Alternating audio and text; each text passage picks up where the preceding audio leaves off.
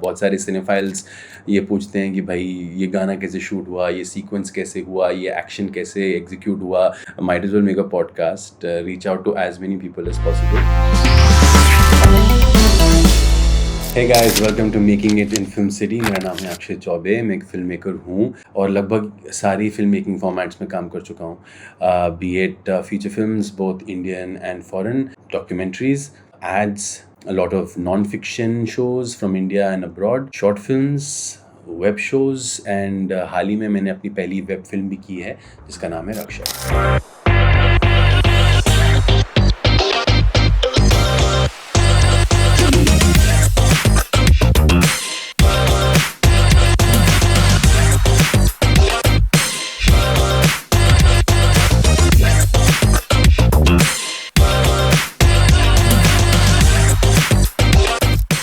तो जैसे कि आप देख रहे हैं, हम इस कंटेंट क्रिएशन मैडनेस के बीचों बीच हैं और अक्सर मुझसे एस्पायरिंग फिल्म मेकर्स ये पूछते हैं कि बॉम्बे का सीन क्या है यार, how do you come and navigate this place. बहुत सारे सिनेफाइल्स ये पूछते हैं कि भाई ये गाना कैसे शूट हुआ, ये सीक्वेंस कैसे हुआ, ये एक्शन कैसे एग्जीक्यूट हुआ.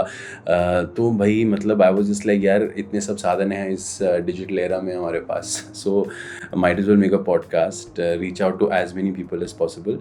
सो without further let's just begin the first episode. तो भाई आज का पहला वीडियो है 3 things to ask yourself before you make the move. तो पहला सवाल जो आपको खुद से पूछना ज़रूरी है वो ये है कि do I have the passion? क्या मुझ में वो पैशन है इस इंडस्ट्री को सर्वाइव करने के लिए.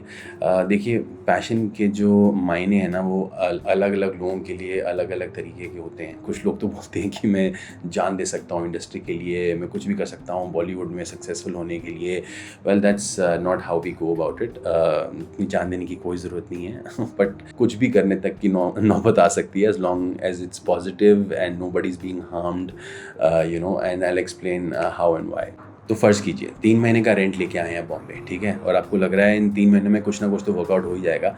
बट हियर्स द थिंग, कुछ वर्कआउट नहीं होता है और पैसे भी ख़त्म हो गए हैं. ठीक है, आपने दोस्तों से पूछ लिया यार रहने की जगह कुछ जुगाड़ हो सकती है. दे हैव टोल्ड यू यार उनके घर में लोग आए हुए हैं, वहाँ पे भी कोई सीन नहीं है. अब ऐसे में क्या करेंगे आप? What you gonna do? Are you gonna say कि यार अब मैं वापस चला जाता हूँ, और आर यू गोना से नहीं कुछ भी हो जाए यार मैं तो यहीं रहूँगा, स्टेशन जाना है ना स्टेशन चले आऊँगा सोने, but that's what you gonna do. People have done it, I have done it. Okay, so it's just survival.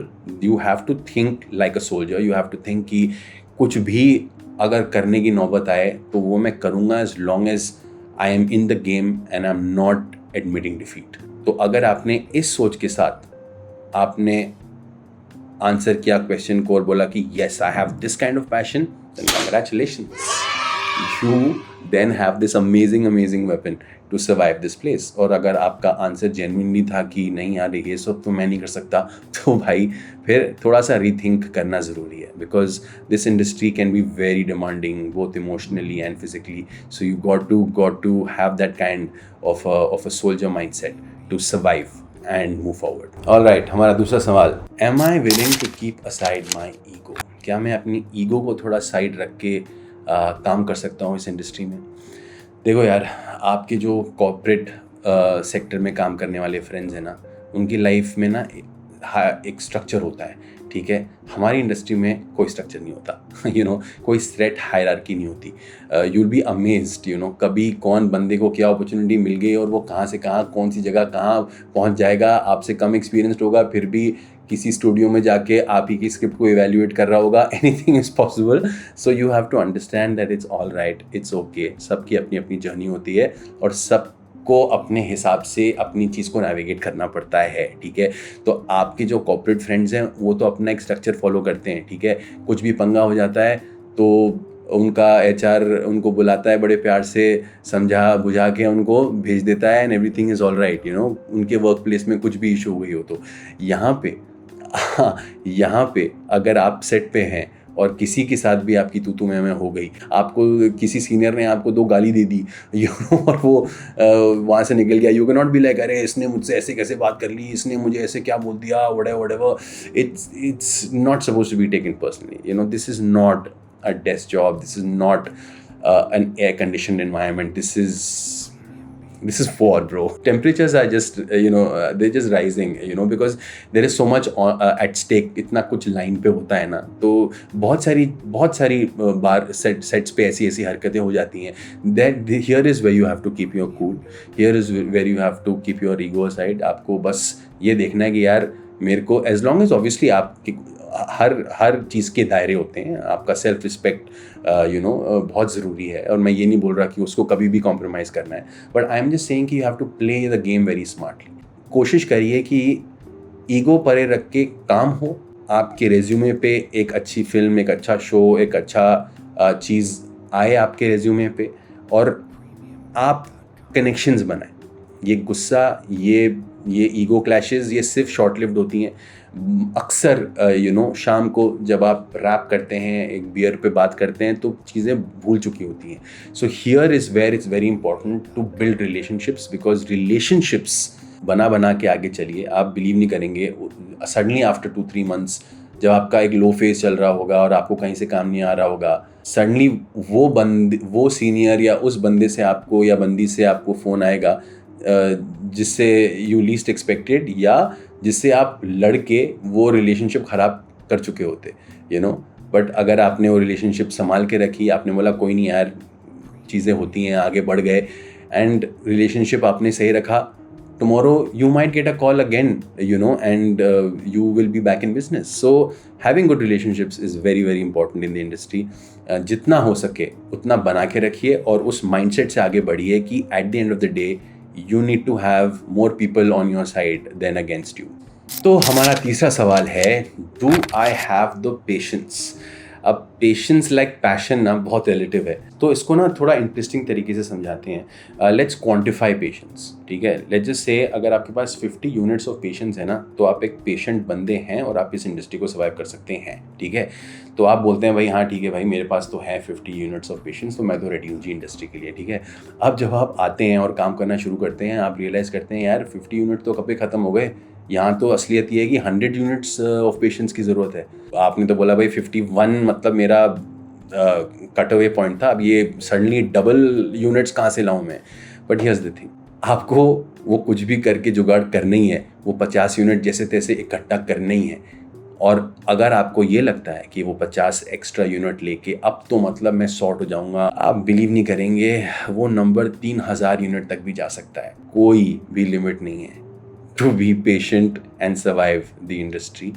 आपको अंदाज़ा भी नहीं होगा कि आपको कितना एंड्योर करना हो सकता है, but that is exactly what I am saying.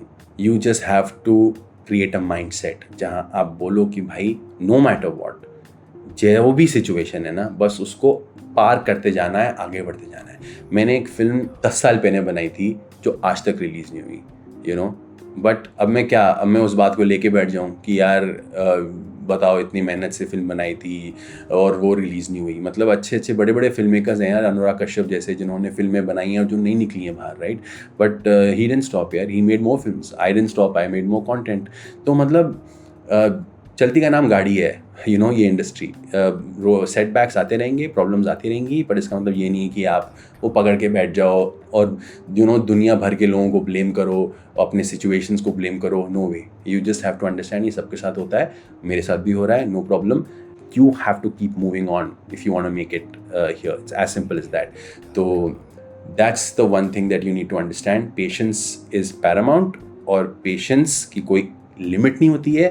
That is something you need to understand. आपका immediate reaction to this would be कि भाई आपने इन सब चीज़ों के बारे में बात तो कर ली, पर आपने टैलेंट की तो बात ही नहीं की.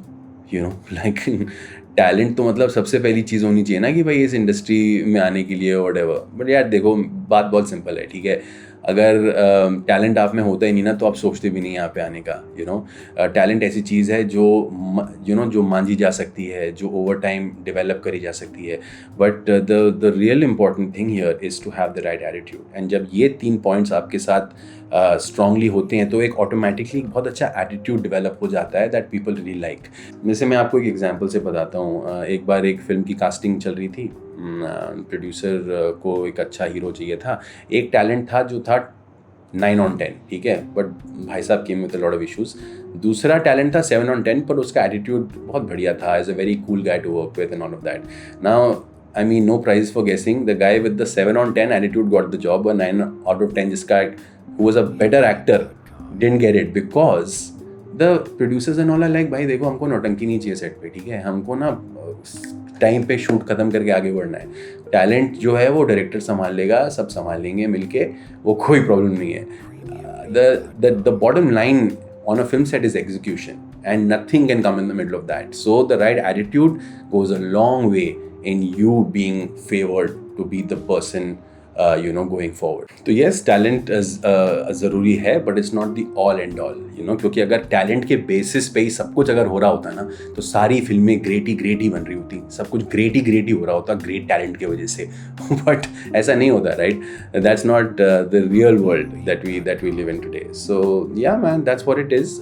टैलेंट आप होन करेंगे अपनी स्किल्स, आप मंजेंगे as you go by, but developing the right attitude is key. So I hope you enjoyed the episode. Please like it, subscribe to our channel, share it with fellow makers.